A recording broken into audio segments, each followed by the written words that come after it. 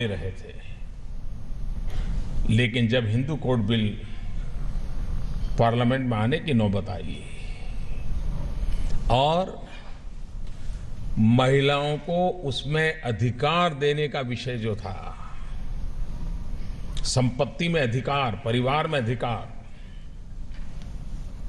महिलाओं को equal right देने की व्यवस्था थी उसमें, क्योंकि बाबा साहब आंबेडकर किसी को भी वंचित, पीड़ित, शोषित देख ही नहीं सकते थे।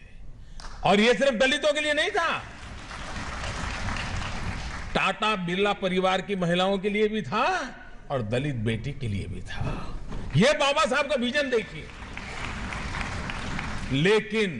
लेकिन उस समय की सरकार इस प्रोग्रेसिव बातों के सामने जब आवाज उठी तो टिक नहीं पाई।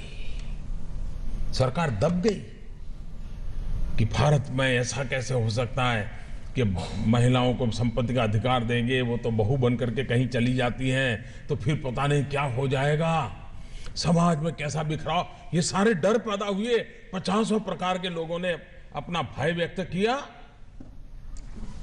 ऐसे समय बाबा साहब को लगा कि अगर भारत की नारी को हक नहीं मिलता है तो फिर उस सरकार का बाबा साहब हिस्सा भी नहीं बन सकते, और उन्होंने सरकार छोड़ दी थी।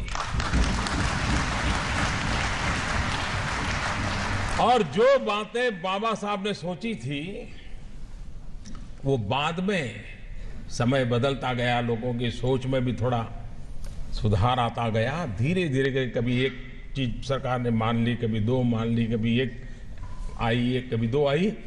धीरे धीरे करके बाबा साहब ने जितना सोचा था वो सारा बाद में सरकार को स्वीकार करना पड़ा। लेकिन बहुत साल लग गए, बहुत सरकारें आके चली गई।